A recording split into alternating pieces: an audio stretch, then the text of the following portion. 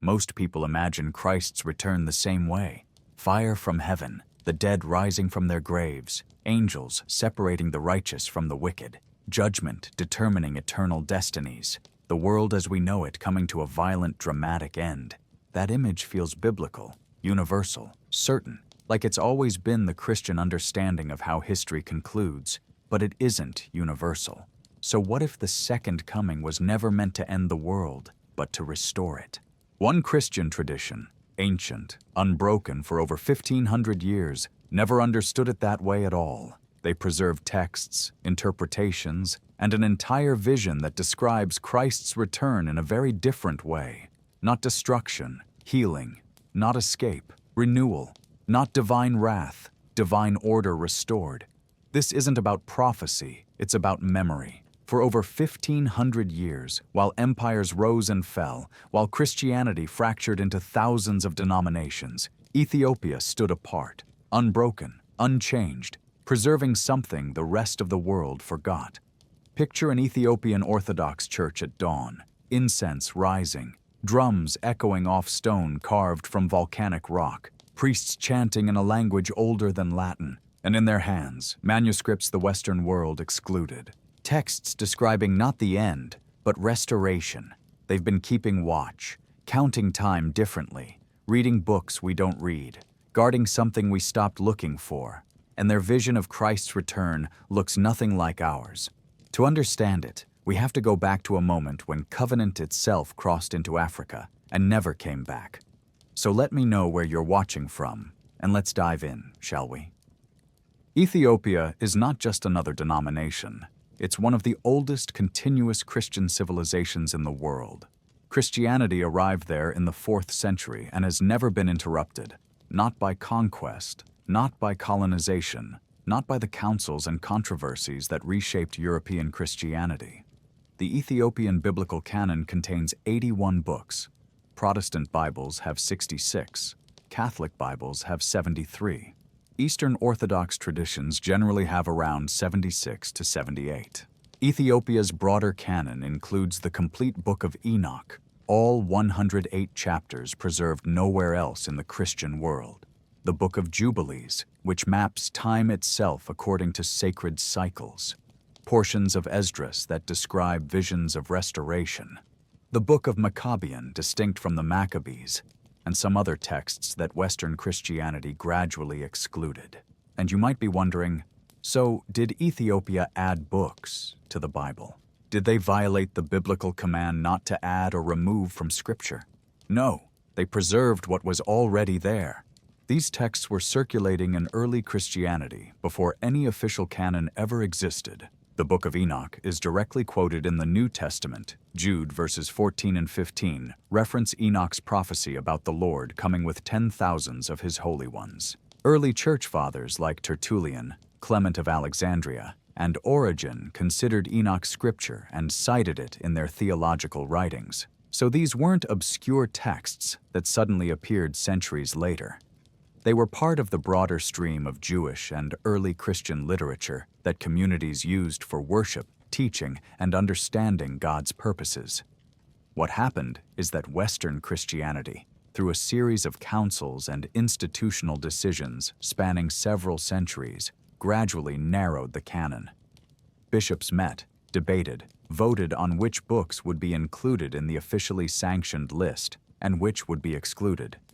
The Catholic canon wasn't finalized until the Council of Trent in 1546, more than 1,500 years after Christ. Protestant canons came even later, established during and after the Reformation, as different denominations decided for themselves which books had divine authority. Ethiopia was never subject to these Western councils. They never attended, they never voted. They never accepted that bishops in Rome or Constantinople had authority to tell them which texts God had inspired. They simply continued reading what they'd always read. They didn't add anything after some canon was closed. They never removed what the West eventually decided to exclude. Ethiopia preserved, Rome edited.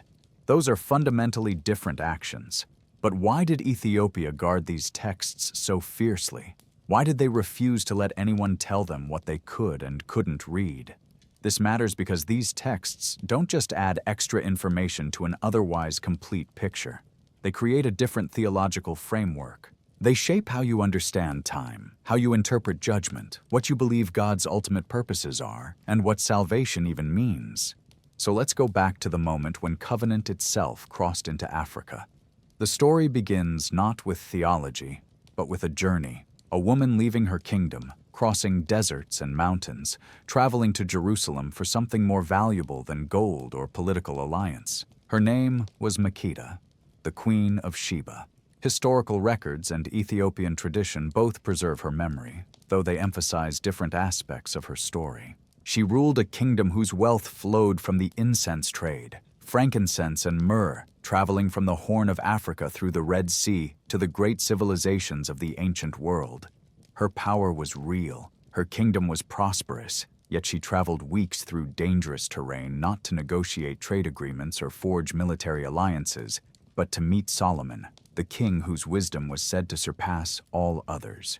According to the Kebra Nagast, the Ethiopian text that preserves this story in detail, she came with questions, not simple riddles or tests of cleverness, deep questions about the nature of reality, about divine presence, about the origins of creation, about the future God intended for his people. And Solomon answered.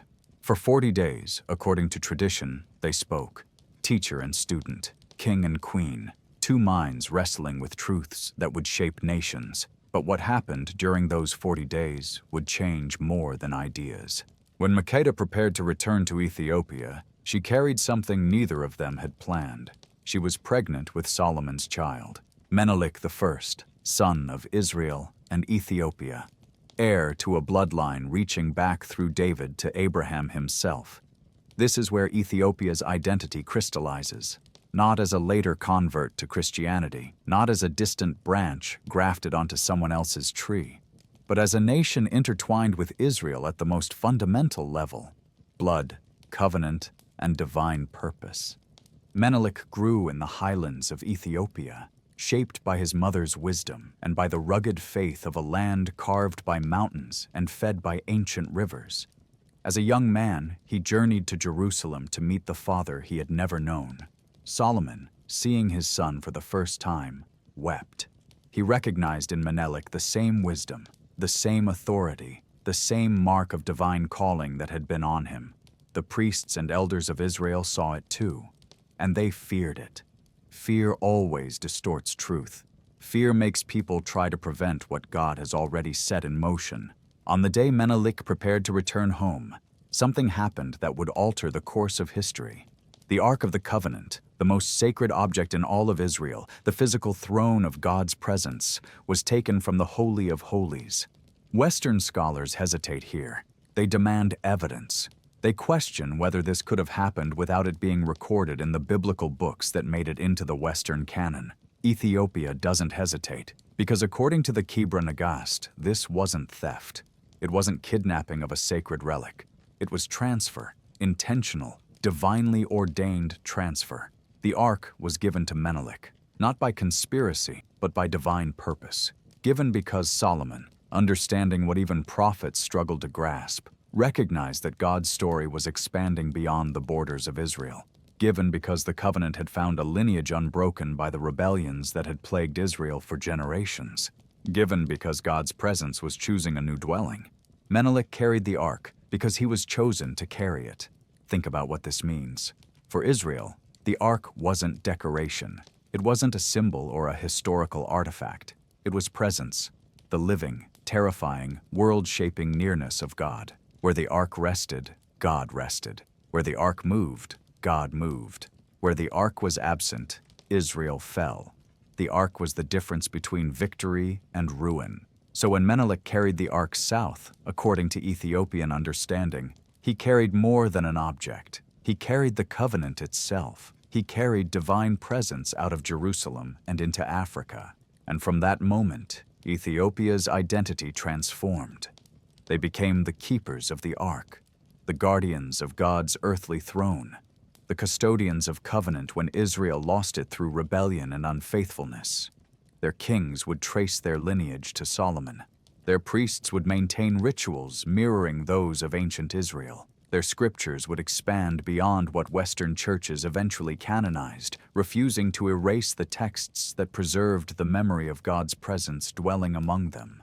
And while the world waited for Christ to return from the same place he ascended, the Mount of Olives outside Jerusalem, Ethiopia developed a different expectation, one rooted not in clouds and sky, but in covenant and presence.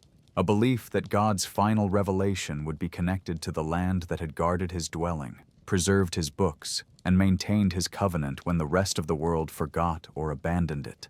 So what does it mean to guard divine presence for 3,000 years? It means one man living behind stone walls in Axum, giving his entire life to stand watch over the Ark of the Covenant. He is called the Guardian. He will never leave the compound. He will never marry. He will never walk freely in the world again.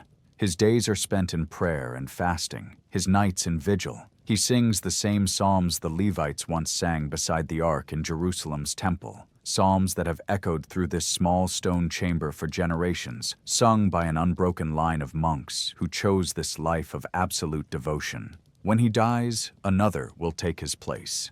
The vigil never ends. For 3,000 years, according to Ethiopian tradition, someone has always been keeping watch, always maintaining the boundary between the sacred and the common, always guarding what they believe is the throne of God on earth. He doesn't guard a museum piece. He doesn't preserve history for scholars. He guards presence. It means churches that weren't built upward toward heaven, but carved downward into the earth. Lalibela. 11 monolithic churches excavated from solid volcanic rock in the 12th century. No scaffolding, no bricks, no mortar, just living stones shaped into sacred space. The largest of these churches, Bet Medane Alem, rises from the earth like inverse architecture, a building that exists by what was removed rather than what was added. Its roof is level with the ground, its walls descending into depths that seem to pull you toward the center of the world rather than lifting you toward the sky. Ethiopians call it the Third Zion, the New Jerusalem, not metaphorically, but theologically, a sanctuary they believe was carved by divine command to mirror the heavenly Jerusalem described in Revelation, a place where God's presence dwells, hidden from the eyes of empire, preserved through centuries of invasion and war by sheer inaccessibility and divine protection. Pilgrims approach Lalibela barefoot. They descend into trenches cut through rock, walk through narrow passages that wind like birth canals, emerge into courtyards where stone churches rise from the ground like prayers made solid. And they pray, not as tourists observing history, as worshipers in a living sanctuary. Because this isn't a monument, this is temple, active, inhabited. The same liturgy that echoed here 800 years ago echoes today, unchanged in language or rhythm or purpose. It means rituals that have survived intact across 15 centuries, fasting that mirrors the dietary laws of Torah because they believe they were given to all who carry the covenant. It means worship conducted in Ge'ez, a language so ancient it predates Latin, a language that sounds, in its rhythms and cadences, remarkably similar to Hebrew, as if the tongue itself carries memory of the covenant's origins. Priests chant in Ge'ez. Scriptures are read in Ge'ez. The manuscripts preserved in monastery libraries are written in Ge'ez because they believe sacred language matters. Words worn smooth by centuries of worship carry power that fresh translations cannot replicate. It means maintaining a calendar that runs 7 to 8 years behind the Gregorian calendar the rest of the world uses, not because they're confused about dates or haven't learned to count correctly, because they refuse to let Rome dictate sacred time. Their calendar is based on the Book of Jubilees and ancient traditions about when creation actually occurred. It organizes time around sacred patterns, jubilee cycles, Sabbath years, feast days, aligned to the rhythms described in texts the West excluded from its canon.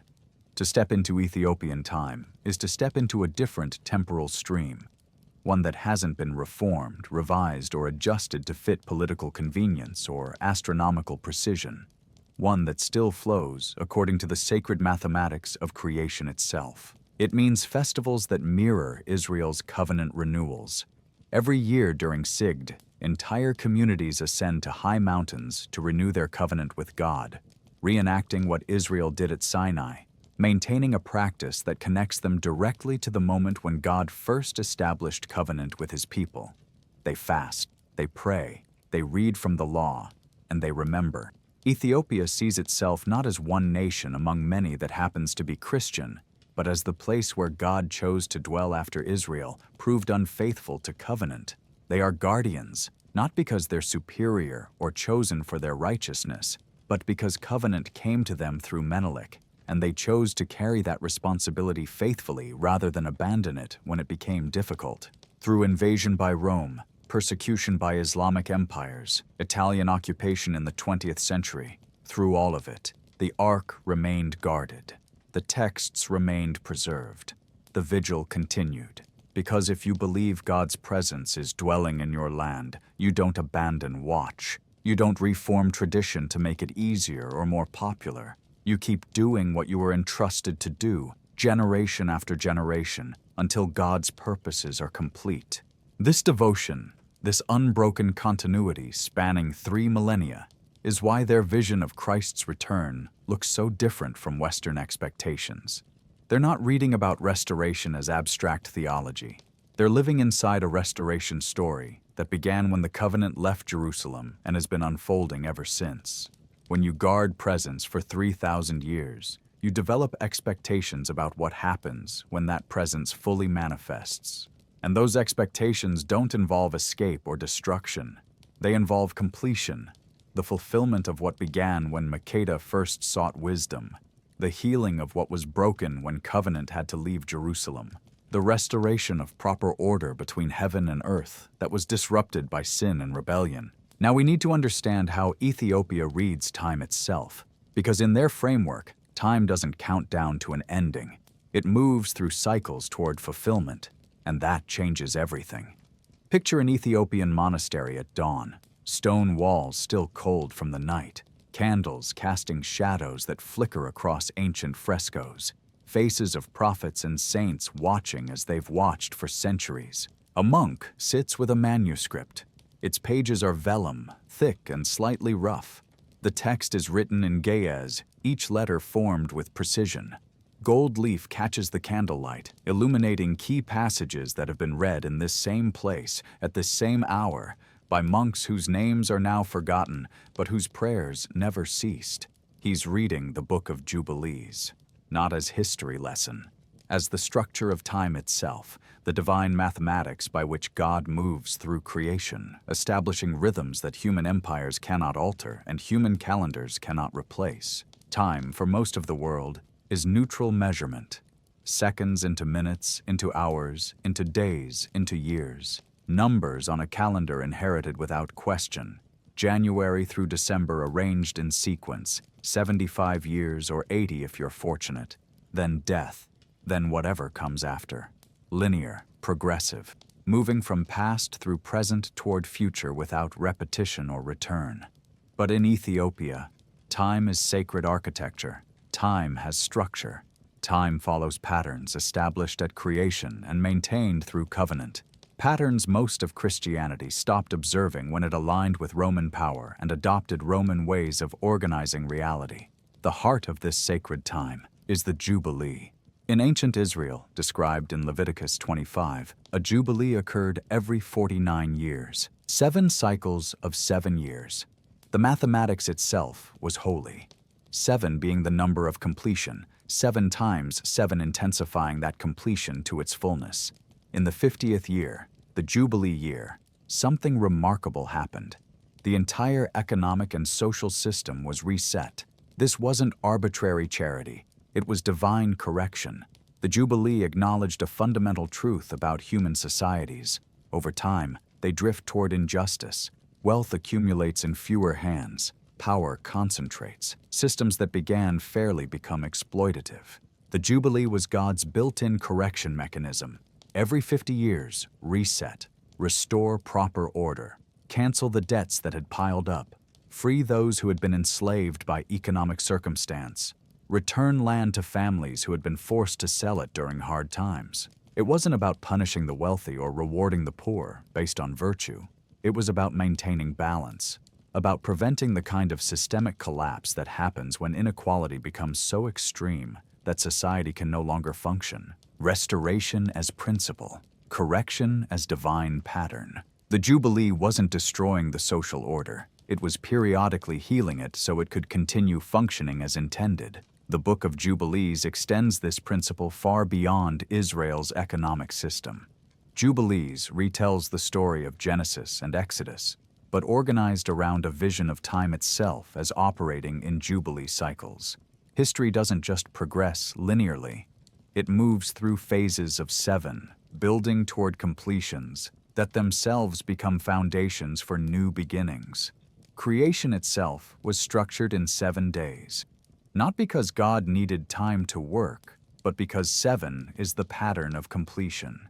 6 days of creative activity, the 7th day of rest. 6 periods of work, the 7th of Sabbath. Wholeness achieved, purpose fulfilled, creation able to simply be what it was made to be.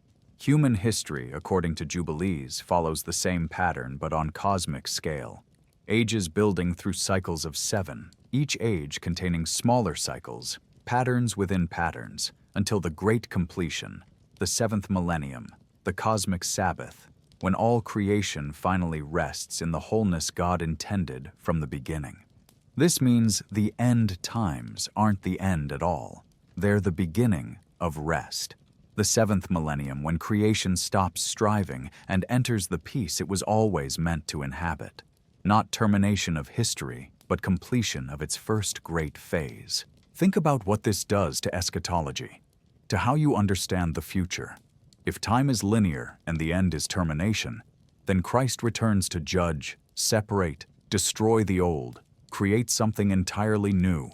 History moves toward a cliff edge, and when you reach it, everything changes completely and irrevocably. But if time is cyclical, moving through patterns of 7 toward completion, then Christ returns to begin the Sabbath, to initiate the age of rest, to complete the healing process that's been unfolding through all the previous ages. The end isn't when God gives up on creation and starts over. It's when God finally brings creation to the fulfillment it was designed for, healed, restored, able to function properly for the first time since the fall disrupted everything. Ethiopian Christians, reading Jesus' teaching about the kingdom of God through this Jubilee framework, understood it in precisely these terms. When Jesus said the kingdom was at hand, he wasn't announcing an evacuation plan. He was announcing Jubilee, release for captives, good news for the poor, the favorable year of the Lord, language taken directly from Jubilee imagery in Leviticus and Isaiah. Jesus explicitly connected his mission to Jubilee when he read from Isaiah in the Nazareth synagogue, "The Spirit of the Lord is upon me, because he has anointed me to bring good news to the poor. He has sent me to proclaim release to the captives and recovery of sight to the blind, to let the oppressed go free, to proclaim the year of the Lord's favor." The year of the Lord's favor, the Jubilee year, the time of restoration. This is what Jesus was announcing. Not destruction of the world, but its healing. Not escape from material reality, but its restoration to proper function. The kingdom of God as the great Jubilee when all debts are canceled, all captives freed, all that was lost returned. And if Christ's first coming initiated this Jubilee restoration, then his return completes it, brings the healing to fullness, establishes the cosmic Sabbath that creation has been groaning toward since the 7th day of the first week. This is why the Ethiopian calendar matters so profoundly. They didn't adjust their timekeeping when Rome reformed its calendar. They maintained the sacred structure. 7-day weeks building toward Sabbath, 7-year cycles building toward Jubilee, Jubilees building toward the great Sabbath of the 7th millennium. Their calendar runs 7 to 8 years behind the Gregorian calendar for complex reasons having to do with different calculations about when creation occurred and how to count years. But the point isn't the specific number. The point is that they refused to let empire dictate how they measured sacred time. When Rome decided to recalibrate the calendar for political and astronomical reasons, Ethiopia said no. We keep time according to divine patterns, not imperial convenience. We count years according to jubilee cycles described in texts you excluded from your canon, not according to calendars designed to align harvest festivals with solar movements. This wasn't stubbornness. It's theological conviction. If God established patterns of time at creation, who are humans, even powerful humans, even popes and emperors, to override those patterns? So Ethiopia maintained jubilee time, and in maintaining jubilee time, they maintained a fundamentally different understanding of what history is about and where it's going. They watch for Christ's return not as an unpredictable interruption that could happen at any moment, but as the completion of a cycle, the arrival of the cosmic jubilee, when all creation experiences the restoration that jubilee has always represented. Western Christianity, having abandoned jubilee as actual practice and adopted linear time as its framework, created urgency. Christ could return at any moment. Time is running out. Make your decision now before it's too late. Ethiopian Christianity, maintaining jubilee cycles and sacred time, created patience. The jubilee comes when the cycle completes. God's purposes unfold according to established rhythms. There's no need for panic, just preparation, just alignment with divine patterns, just watching the signs that indicate when the cycle is approaching completion. This patience is confidence. Confidence that God's purposes work through time according to patterns He established at creation. The cosmic Sabbath will come. Creation will enter rest. Restoration will be completed. Not because humans guessed the date correctly, but because the cycles established by God will reach their ordained fulfillment. And when you live inside this understanding of time, you develop a sense of prophetic timing that operates independently of Western calculations. Ethiopian scholars speak of watching the cycles, observing the signs, recognizing when the rhythms indicate approaching fulfillment, not predicting specific dates, but perceiving the season. Like farmers who know when harvest approaches by watching the fields. They've been observing these fields for generations. They know what ripening looks like. They recognize the signs.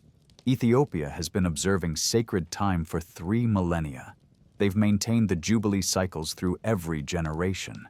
They know what completion feels like when a cycle nears its end. This is why they speak of Christ's return with confidence rather than anxiety. They've been keeping time according to the patterns God established, and those patterns suggest that the great cosmic jubilee, the 7th millennium, the Sabbath of creation, is approaching. But what happens during that Sabbath? What does restoration actually look like when Christ returns to complete what He initiated? Imagine for a moment a different vision of what's coming. Not fire consuming the earth like kindling.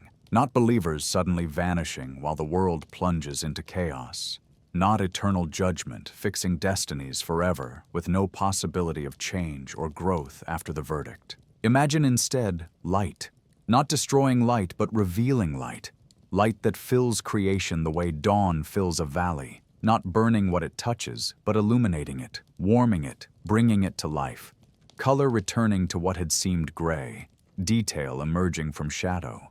Everything the same but transformed by being seen properly for the first time.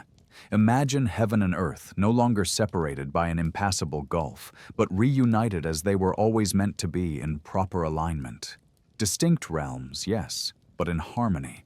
Material and spiritual no longer opposed, but working together as God designed them to function. Imagine resurrection not as an evacuation of souls from failing bodies, but as the reconstitution of complete human beings, body and spirit reunited, wounds healed, corruption burned away, but the essential person still there, still themselves, just finally whole.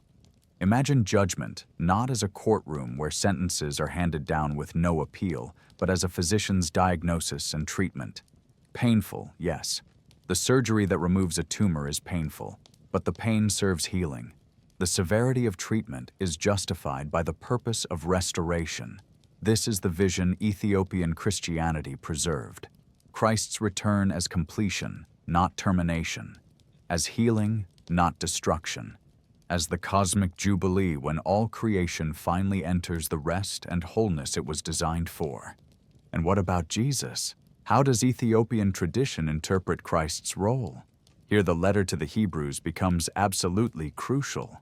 Hebrews describes Jesus as the great high priest, the one who entered the true sanctuary, not a temple made by human hands, but the heavenly reality that earthly temples could only dimly reflect. He went there to make purification for sins, to mediate a new covenant, to open access to God that had been closed by human rebellion. Western Christianity tends to emphasize the moment of sacrifice. Jesus died on the cross, paying the price for sin, satisfying divine justice, making salvation possible through his substitutionary death. His return is to complete that salvation by bringing believers to heaven and judging those who rejected him. Ethiopian Christianity emphasizes the ongoing priestly work. Jesus, as the one who maintains connection between heaven and earth, who cleanses what has been defiled, who restores proper relationship between God and creation, who tends the sanctuary not through a single dramatic act, but through continuous mediation. Think about what a high priest actually did in Israel. Yes, sacrifice was part of it, but that wasn't the whole job. A high priest maintained the sanctuary. He ensured proper worship. He kept the lamps burning. He offered incense. He blessed the people. He mediated between God and Israel day after day, maintaining the relationship that made covenant possible. On the Day of Atonement, Yom Kippur, the holiest day in the Jewish calendar, the high priest performed elaborate rituals to cleanse the temple itself, not just to forgive individual sins, but to purify the sacred space, to remove the accumulated defilement that regular worship couldn't fully address. But notice, the goal was never to destroy the temple and build something entirely new. The goal was to cleanse the existing temple, to purify what had been defiled, to restore the temple to the holiness required for God's presence to dwell there. Christ's work, in Ethiopian understanding, functions identically but on cosmic scale. He's not preparing to destroy creation and replace it with something different. He's cleansing creation itself, removing the corruption introduced by sin, restoring proper boundaries between heaven and earth that were violated, purifying the cosmic temple so God's presence can dwell fully in creation again. His first coming initiated this purification. His return completes it, brings the cleansing to fullness, finally establishes the restored sanctuary where heaven and earth exist in perfect harmony. This understanding completely transforms what resurrection means. Western theology, heavily influenced by Greek philosophy's distrust of matter, often treats resurrection as souls escaping corrupt bodies to exist as pure spirits in heaven. That's Platonism, not Hebrew thought. And Ethiopian Christianity, reading texts that kept them closer to Hebrew frameworks, never adopted it fully. In Hebraic understanding and in Ethiopian interpretation, humans aren't souls trapped in bodies. Humans are embodied souls. Body and spirit together constitute the complete person. Death is the unnatural separation of what should be united. Resurrection is the healing of that separation. Body and spirit reunited, but now purified, glorified, no longer subject to corruption. Paul writes that creation itself groans, waiting for redemption. He describes the resurrection as affecting not just humans, but all creation. The whole created order will be liberated from its bondage to decay. Western theology often reads this as creation waiting to be destroyed so something new can replace it. Ethiopian theology reads it as creation waiting to be healed, to finally become what it was meant to be but couldn't because of sin's corruption. The resurrection is when that healing extends to all creation, not just souls being saved, but bodies being restored. Not just humans being rescued, but the earth itself being renewed. Not replacement, but restoration. Not abandonment, but completion. Heaven and earth reunited, material and spiritual in proper harmony. Humans living in glorified bodies on a renewed earth where God's presence is fully established, where divine order perfectly permeates material reality, where humans can finally do what they were created for, work, create, enjoy, relate, without corruption, without death, without the constant struggle against a creation that's been groaning under the weight of sin. Eternity isn't somewhere else. Eternity is here, finally healed and brought to its intended glory.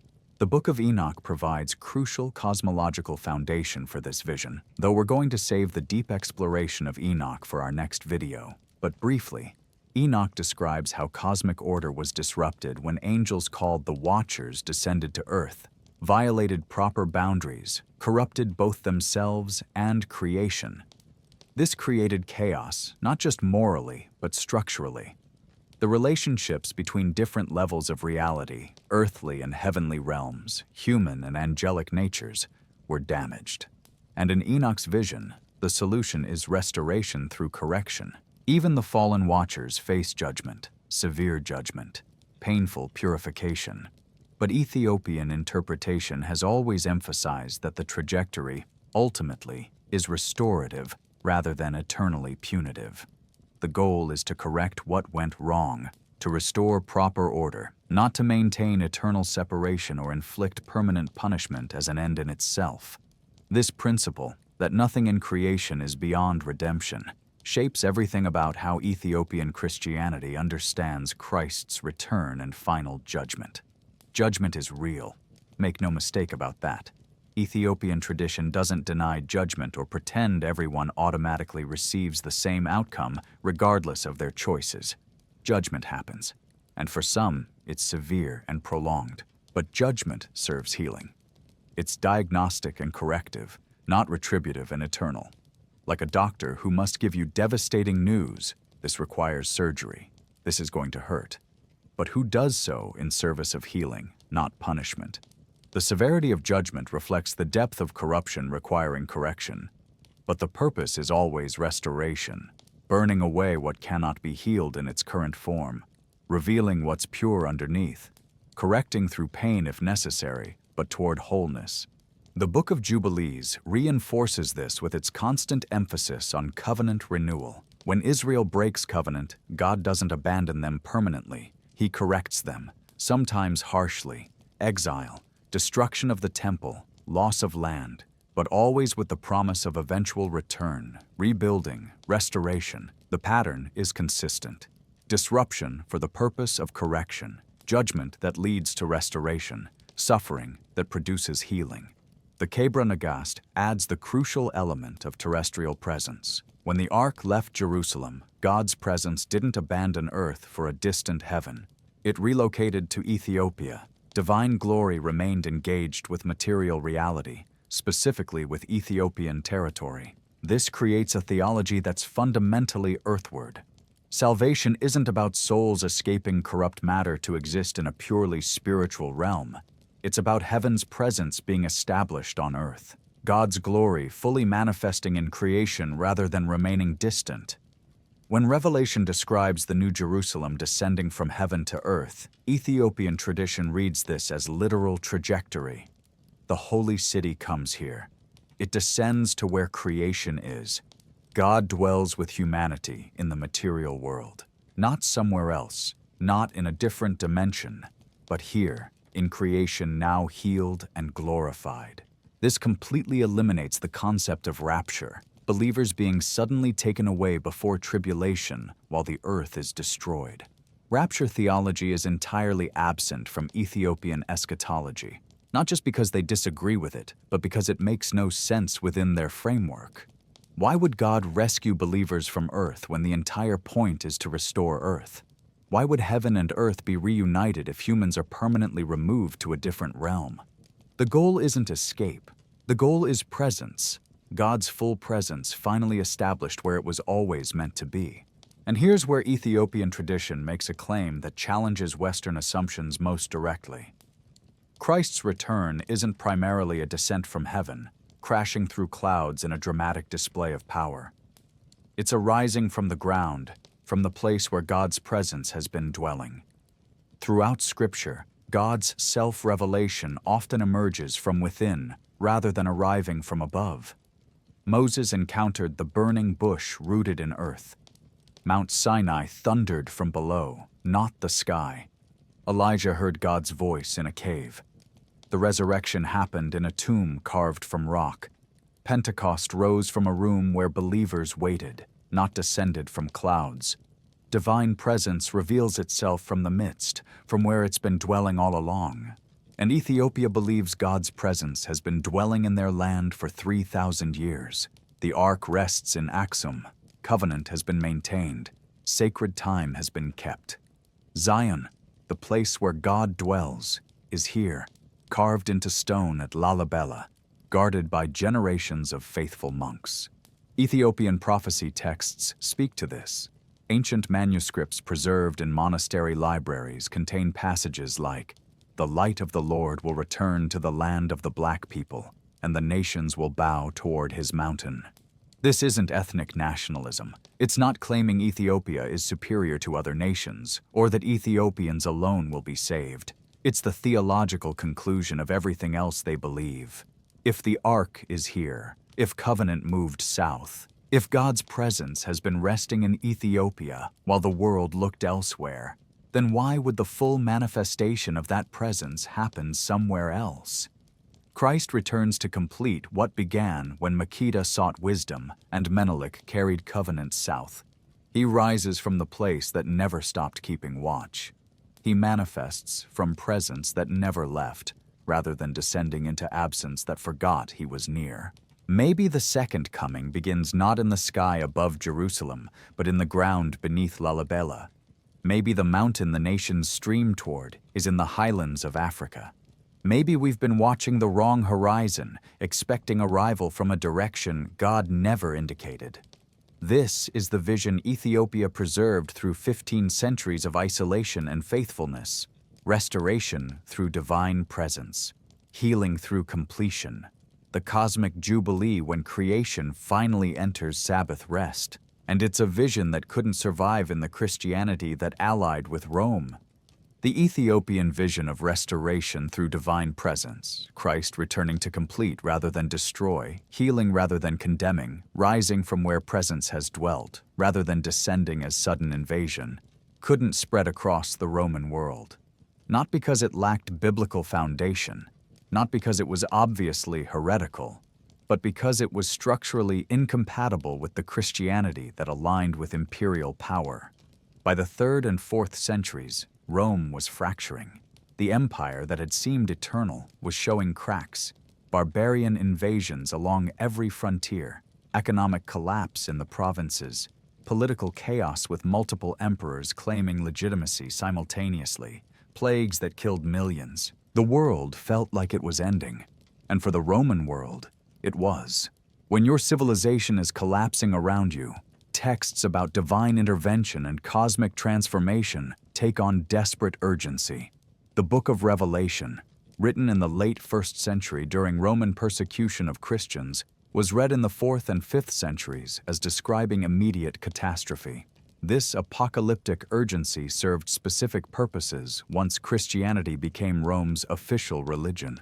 An empire needs social cohesion. It needs unified belief, common identity, shared purpose.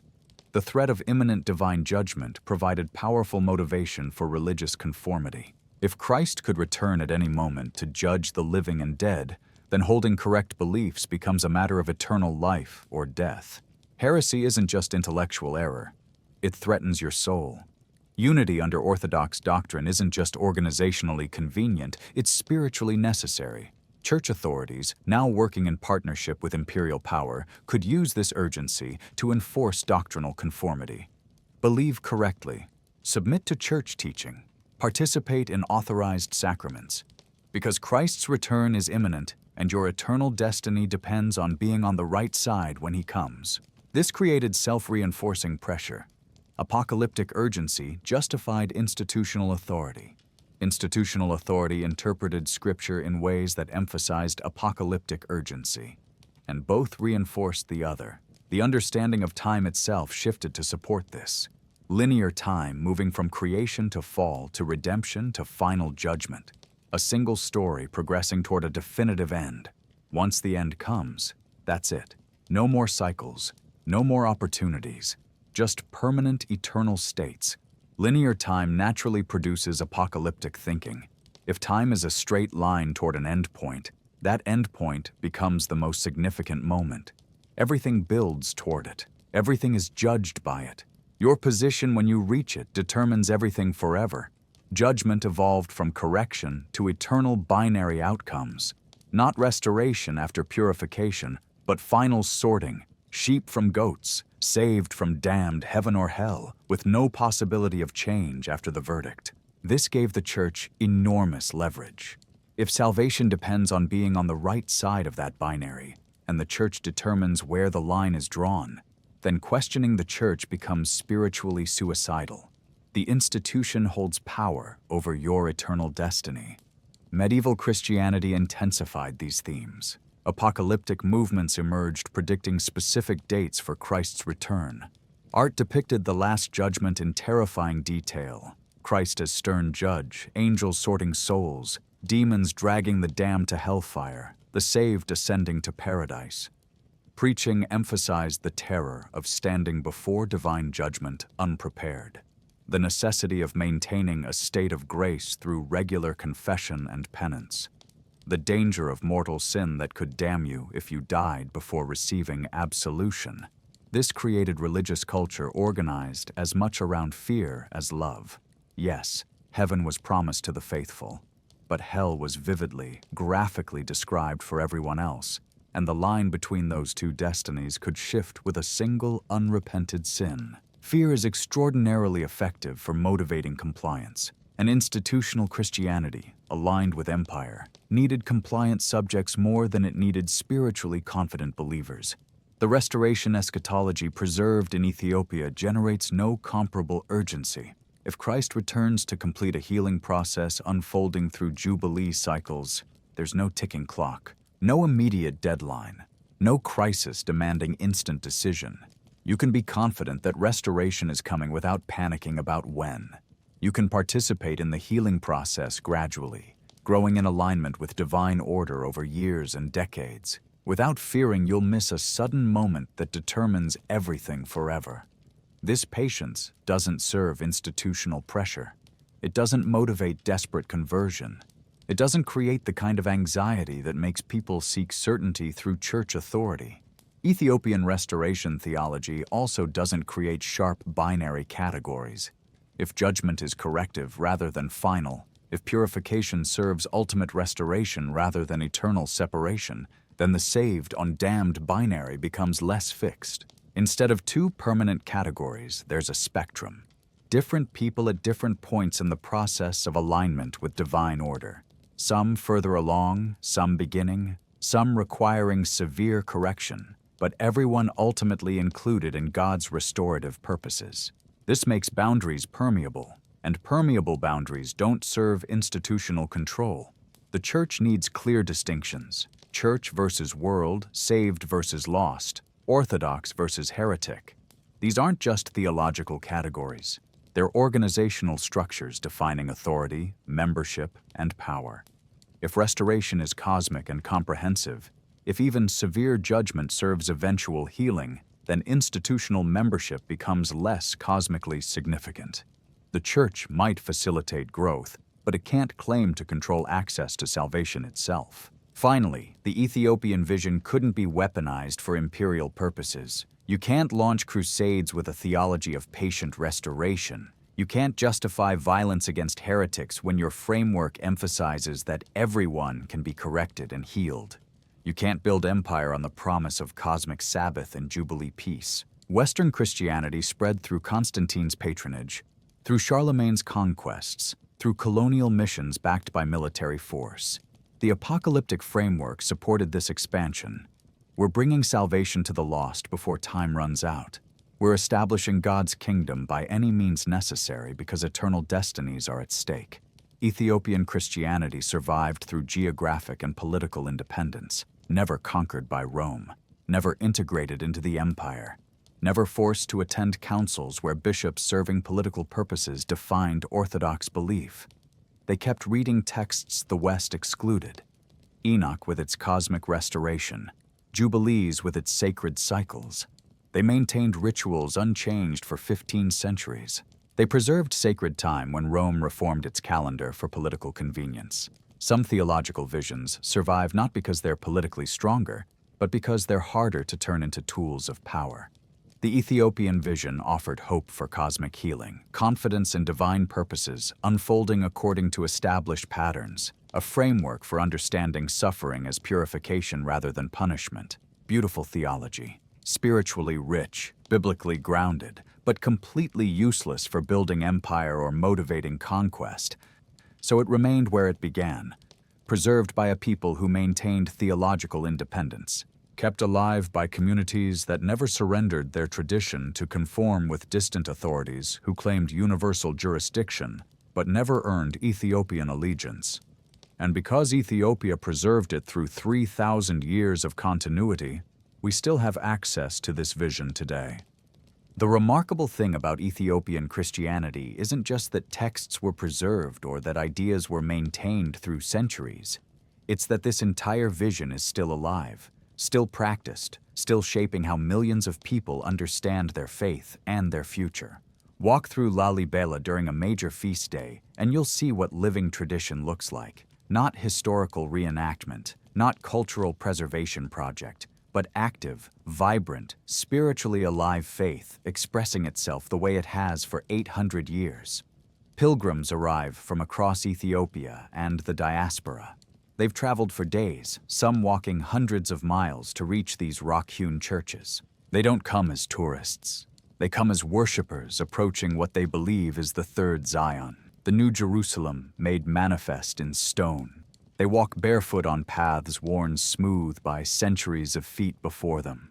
They descend into trenches cut through volcanic rock, walking through narrow passages that wind like birth canals, emerging into courtyards where churches rise from the earth like prayers solidified. This inversion is theological. Heaven comes to earth, God descends to dwell with humanity. Sacred space isn't what you build upward, but what you reveal downward. Zion under the earth, as Ethiopian tradition calls it. A temple waiting for the moment when what is hidden will be fully manifest. Inside, priests chanting in ge'ez, drums echoing off stone walls with rhythms that predate Christianity itself yet have been baptized into Christian worship. This isn't performance for observers. This is encounter. God met not through quiet contemplation but through embodied, communal, sensory-saturated worship that engages every dimension of human experience. The same liturgy echoes in monasteries scattered across the highlands. Monks rise before dawn, at what they call the first hour, when the world is still dark, but light is beginning its return.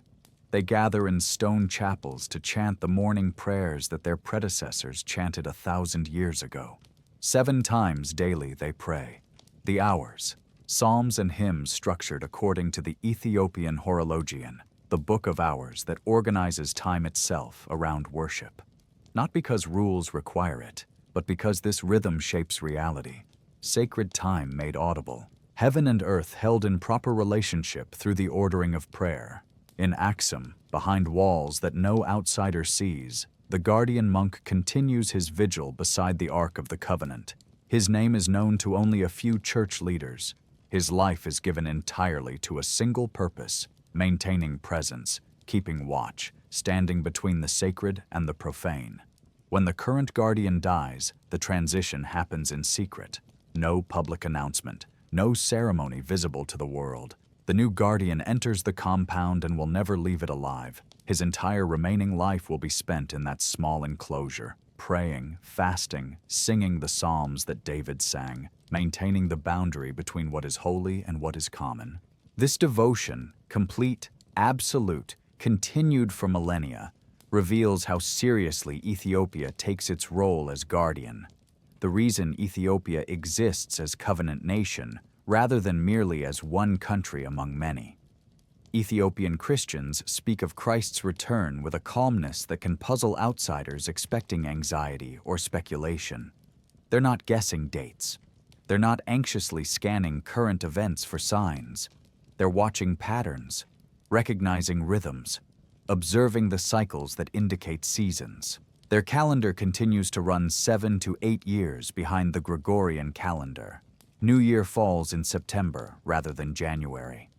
The date written on official documents differs from what the rest of the world uses. Tourists are sometimes confused. Ethiopians are unfazed. But they know what year it is according to sacred time, and sacred time is what matters for understanding where history is in its great cycle. They've been observing it for 3,000 years, maintaining the Jubilee cycles through every generation. They know what completion feels like when cycles near their end. The texts they preserved, Enoch, Jubilees, the broader canon, aren't museum pieces studied by scholars. They're read in churches, chanted in monasteries, taught to children, lived as the framework through which all reality is understood. The vision of restoration through divine presence isn't abstract doctrine debated by theologians. It's the hope that sustains communities through hardship, that shapes how people understand suffering, that provides framework for making sense of a world that often seems chaotic and broken. If Christ is returning to restore rather than destroy, then suffering now has purpose. Pain serves purification. Endurance produces character that will be needed when restoration comes. Ethiopia has endured much: invasion, famine, war, colonization attempted, though never fully succeeded. Through all of it, the vigil continued. The texts were preserved. And now, as the world fragments and empires that seemed permanent show cracks, as Western Christianity wrestles with declining authority and widespread questioning of inherited certainties, Ethiopia still stands, still praying in Ge'ez, still fasting according to ancient law, still keeping watch beside the ark, still expecting Christ to complete what he began, not claiming they know the day or hour, but claiming they know the season, because they've been counting time according to a calendar the rest of Christianity forgot. This is what survived. Not just books, not just rituals, but a living expectation maintained across 3 millennia by a people who believed their role was to keep watch until God's purposes were ready to unfold. Whether the rest of the world recognizes it or not, that vigil continues. What does the Ethiopian Bible say about Christ's return? It says he's coming to restore, not destroy. To complete what was begun, not abandon what failed. To heal creation through the fullness of his presence, not condemn it to eternal fire.